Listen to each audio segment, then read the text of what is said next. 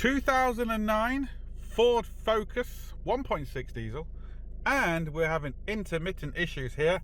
Car is still started, says engine malfunction, it will not rev, and there's absolutely no error codes. Great. Please go, because I'm in the middle of the road. Oh well, we'll figure it out, hopefully, fingers crossed. Right, are you ready? It's done it again, look. Everything is off, no throttle pedal, but ready? I'm gonna hit the dash, ready? It's back, it's back, it's back! Boom!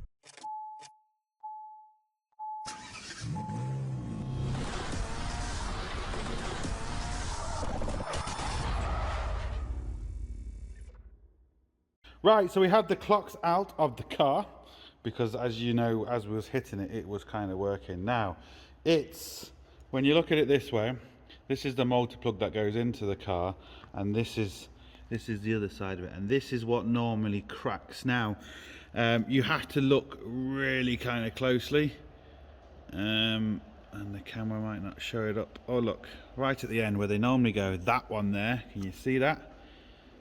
Is the camera going to focus? Let me try and get a better shot of this, and we'll see, but it's definitely that one's cracked at the end, and there might be a couple. I'm going to resolder them all anyway, regardless, but let's see if we can get a better picture of the one that's cracked.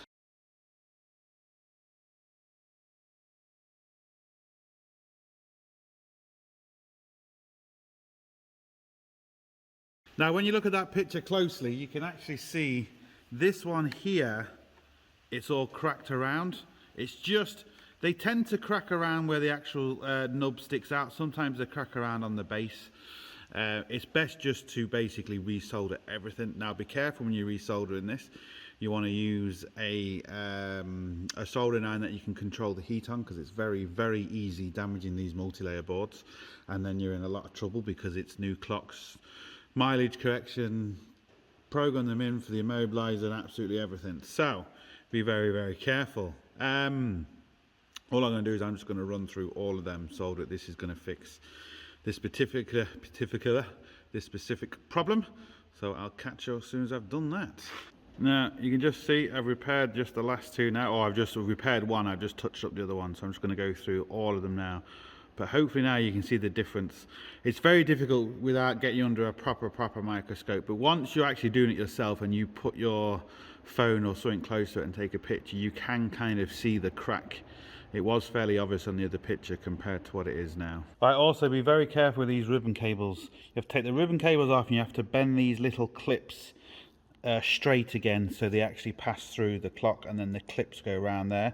But with these red cable ribbons, this little plastic piece slides out, which allows the cable ribbon to slide out. But also you've got this little plastic thing on the cable ribbon lot that you can actually push in and pull out. You pull from this, don't try and pull from the ribbon itself, pull from this little tab here, and when you're pushing it back in, make sure you get it all the way in before you push that little brown tab back to close to lock it. Right, also the way to get the dials off, just get something slightly angled like this, go underneath from directly behind where the needle is and lift up slowly.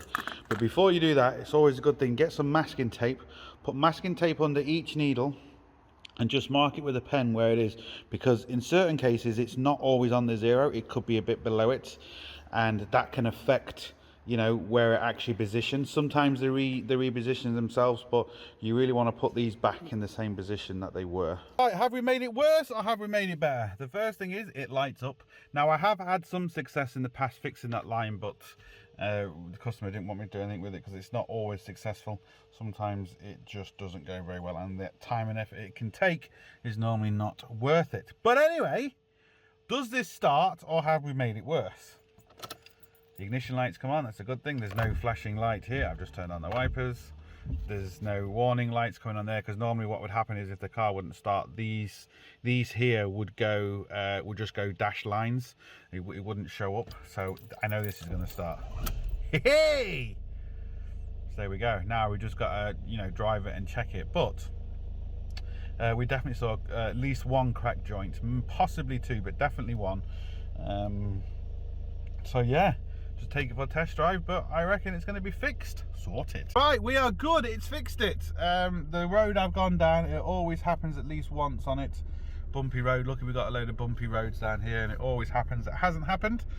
I put 50 euros of fuel in it, and look how many miles I've got. Just over 300 mile range. Now, I know some people might think, well, that's not bad. It's terrible when you consider this does 30, 40 odd miles to the gallon. Anyway, it's fixed, it's done, it's sorted. Customer's going to be happy, and that's all that matters. So as always, hope it helps. Please like, share, comment, and subscribe. Don't forget, links up here, links down below, but most important, don't forget, get your hands dirty. See you for the next one. Sorted.